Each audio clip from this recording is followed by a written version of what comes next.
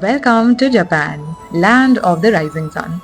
A country like no other where ancient traditions dance in harmony with cutting edge technology, creating a beautiful blend of past and future. I've had the incredible opportunity to explore Japan for 2 full weeks with my friend Mankita, and I'm thrilled to share our adventures with you. Japan is a dream destination for so many people, and there's a reason behind it. In this series, we'll embark on this journey through Japan, dive into its diverse landscapes, rich culture, iconic landmarks, and unique experiences, and also uncover the magic that makes this country so special. In our first episode, we are diving straight to the heart of Japan, the vibrant city of Tokyo. We are going to Japan. Hi everyone, this is Sapna and welcome back to my channel. We actually landed in Japan yesterday. There was a lot of traveling to do. We first went from Mumbai to Ahmedabad, then Ahmedabad to Vietnam, and then Vietnam to Tokyo. So we've boarded the flight from Vietnam and we'll be landing in Narita in the next 5-6 hours and we have some time to kill. So we thought of playing a game. We got 30 seconds and we have to say one word that represents Japan. Shinjan, Matcha, cherry blossom, Tokyo, sake, Ninja, temples and shrines, Foot on bed. Time's up. and we have a winner. And then after spending almost 20 hours in transit, we finally said bye-bye to the airport. Namaste. Namaste! And a big hello to Japan. The shift in energy was really something as soon as we set foot in Tokyo, but we really had some important things to do first. Number 1, get ourselves a SIM card, and number 2 was getting our Suica pass, which is super important to navigate Japan effortlessly. This is your go-to card to travel anywhere conveniently in Japan. Load it with a few yen, tap it at the train station, and you're good to go. Then take the next train, which is headed towards your destination.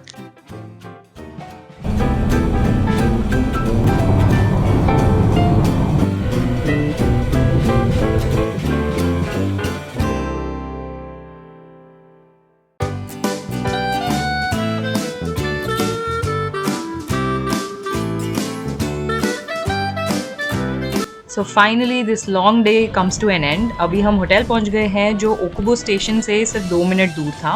That is a blessing, but the most interesting part was that we found a Hindi-speaking Japanese here. नमस्ते, मुझे आपसे मिलकर बहुत अच्छा लगा. हमें भी बहुत अच्छा लगा. आप कैसे हो? अच्छा, बहुत अच्छा लगा. थोड़ा थोड़ा हिंदी. और ये है हमारा room. It's a typical room in Japan which is going to be compact but it will have everything that you need. These are our 2 beds, one for Mankita, one for me, and here's our bathroom which also has a bathtub. So really comfortable stay, and what Ankita said after this was music to my ears. हाँ, please. In the evening, we just got a couple of hours which we spent roaming around in the market and basically crashed after that. Today we are energized, refreshed and all set to explore Tokyo. So come with me and let's explore Shibuya.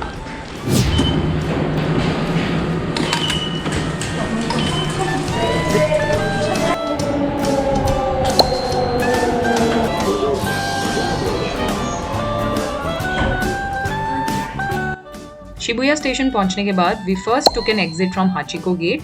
The first thing that we did was visit the iconic landmark of the loyal Hachiko, the good boy whose story has made everyone cry at least once.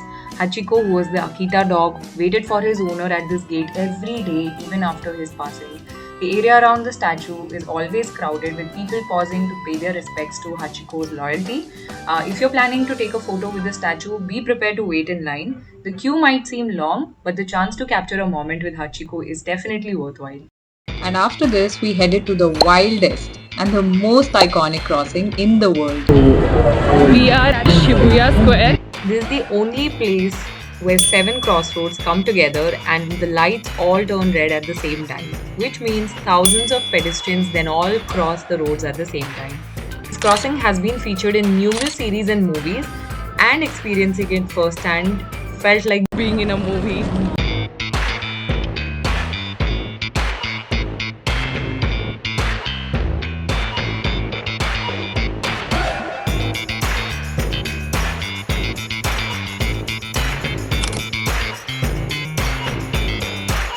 There's a building a few blocks away named Shibuya Scramble Square जिसके 46th floor पे है Shibuya Sky जहाँ से पूरे city का view मिलता है. Definitely go there but make sure to buy your tickets in advance as it gets sold out pretty fast. And with that we are checking this off our list.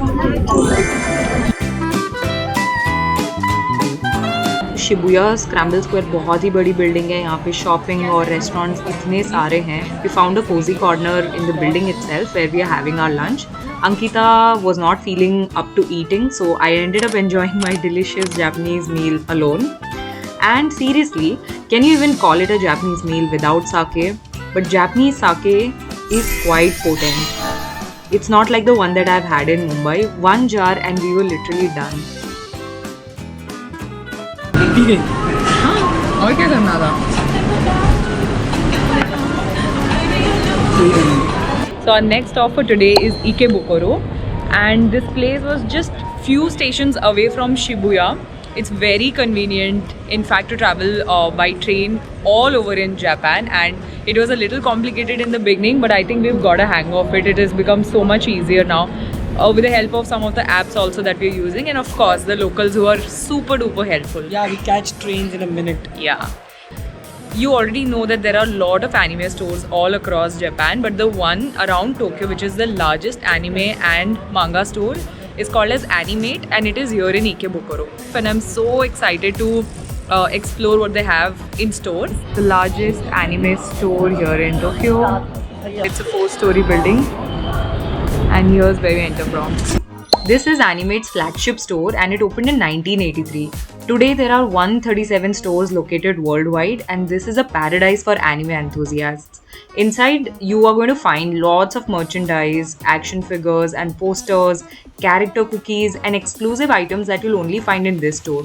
They also host cultural events including meet and greets with voice actors, workshops and live performances, so you might want to check out what is the next event that's happening before you visit this place.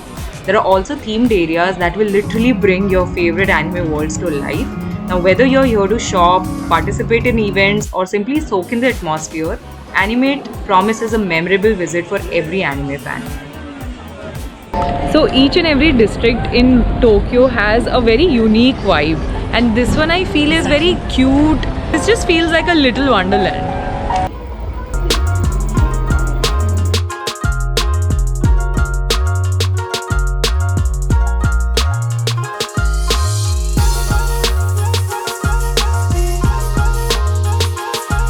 So now we have come to the last place for the day. So this is not last, this is the second last as per our plan. It could change also.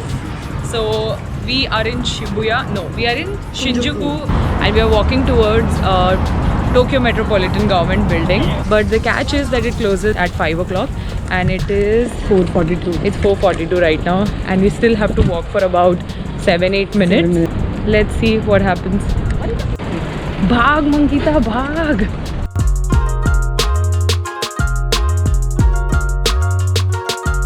Want to go to observatory? Yes, observatory. Next building. It closes at 5. 8 बजे तक खुला है. The Tokyo Metropolitan Government Building is a massive tower, and the building itself is an architectural marvel in itself. There's an observatory on the 46th floor, and you get the incredible panoramic views of the city from here. I could literally see everything, Tokyo Tower, and on a clear day you even get to see Mount Fuji in the distance. The sheer scale of Tokyo is just mind-blowing from up here, and you know what's the best part? It's totally free. If you ever make it to Tokyo, you absolutely have to check this place out. It's a must visit for sure.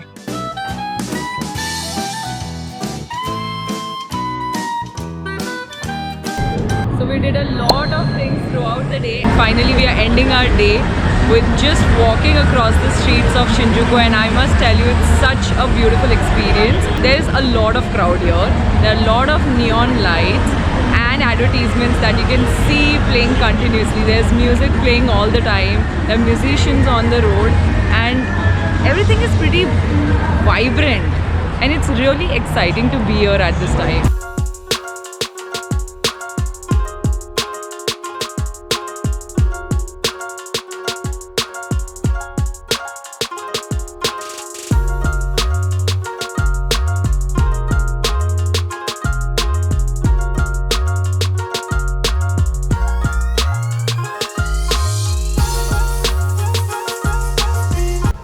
And now, to experience authentic taste of Japanese nightlife, we have reached Kabukicho, which is the heart of Shinjuku's red light district.